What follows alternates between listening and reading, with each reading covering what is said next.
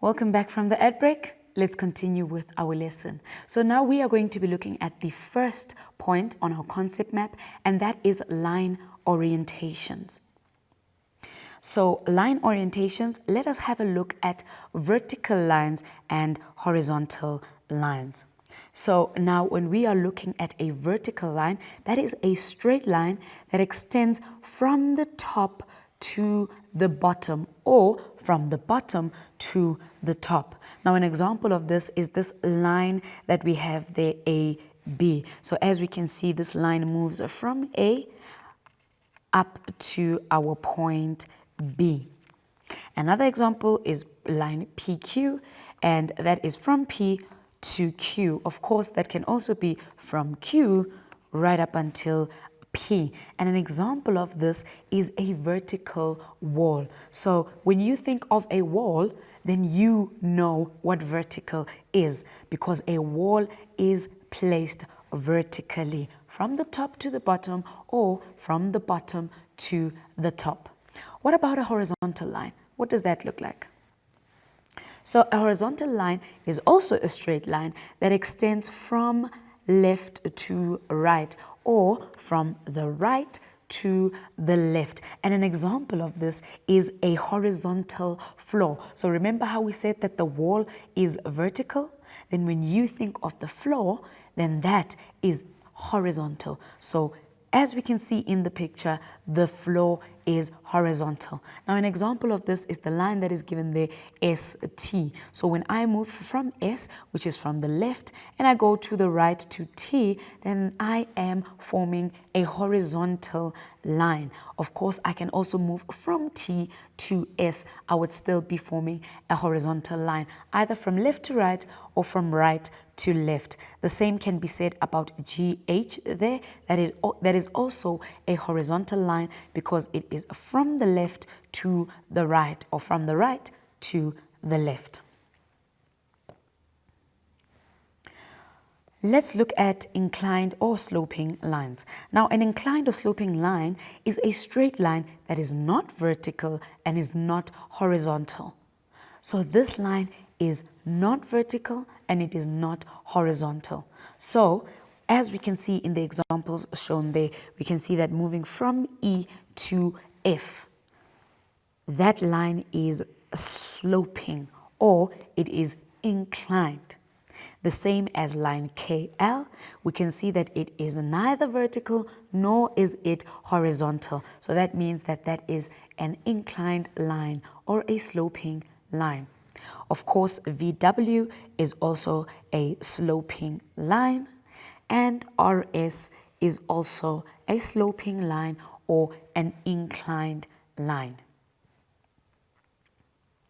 Now consider the following lines. So we have been given a couple of lines here, and from these lines, do you know which line is the vertical line? Now remember, we said a vertical line moves from the top to the bottom or the bottom to the top. So which line here is vertical? Yes, if you are thinking of a PQ, then you are absolutely correct. So line PQ is the vertical line. Now, do you know which line is the horizontal line? Remember, horizontal moves from the left to the right or from the right to the left. So which line here is horizontal? If you are thinking of LM, then you are absolutely correct. LM is definitely horizontal, but it is not the only horizontal line there.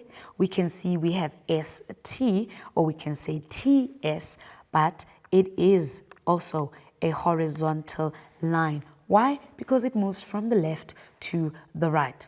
Do you know which line is the sloped or inclined line?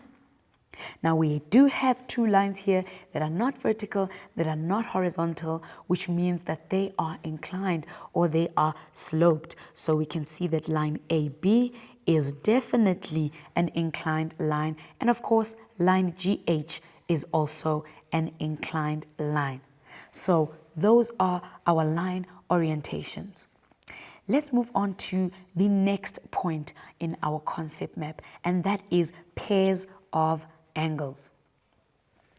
So when it comes to pairs of angles, we have vertically opposite angles. Now, vertically opposite angles are the opposite angles that are formed when two lines or line segments intersect each other. They share a vertex and lie on opposite sides of the common vertex. Now we can see that there are two lines here intersecting each other, and that is line AB with line PQ. And where they share a common vertex, those opposite angles are vertically opposite angles. So that means that angle A and angle C are vertically opposite angles. Why are they vertically opposite angles? Because firstly, these angles are formed when two lines or line segments intersect, and they share a common vertex where they lie on opposite sides of that common vertex. Do we have more angles that are vertically opposite? Yes, of course. We can see that angle D and angle B are also lying on opposite sides of that common vertex. So they are vertically opposite angles. So angle D and angle B are definitely vertically opposite angles. Then we have adjacent angles. So we are going to look at the same two lines that now form those angles when they intersect each other. But what are adjacent angles? Now, adjacent angles are angles next to each other that share a vertex and also they share an arm. So let's look at these lines again. So we have line AB, and line AB is intersecting with line PQ. Now, we are told here that the adjacent angles are next to each other and they share a vertex and an arm.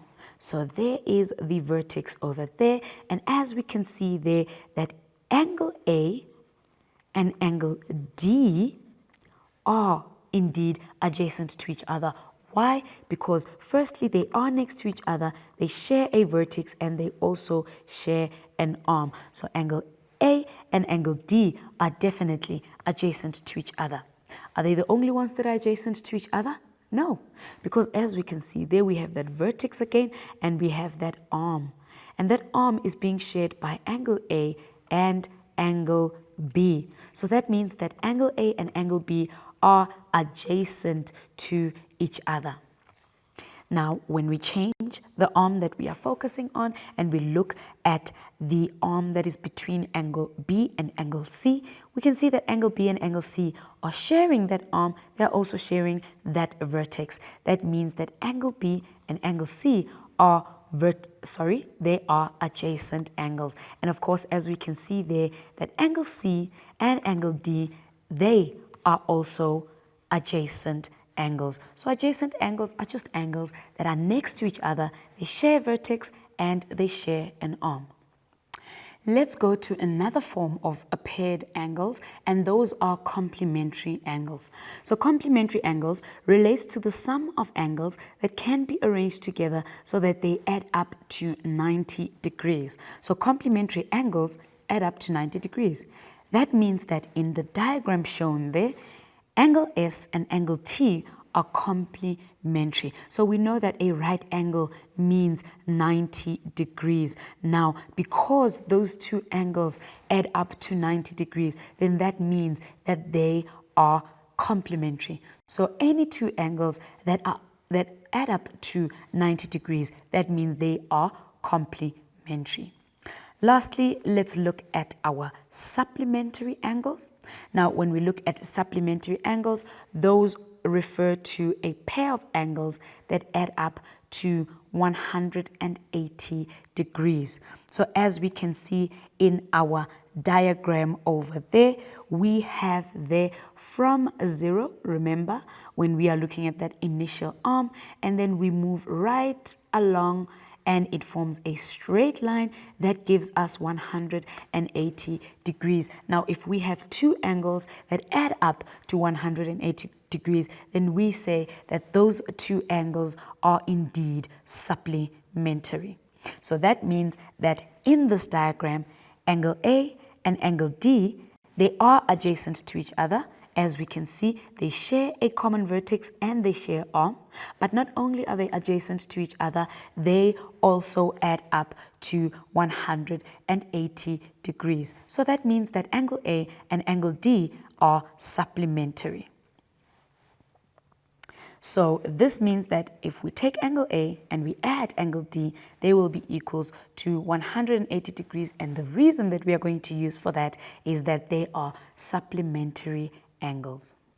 Let's quickly go to an ad break and then we'll be back now for the rest of our lesson.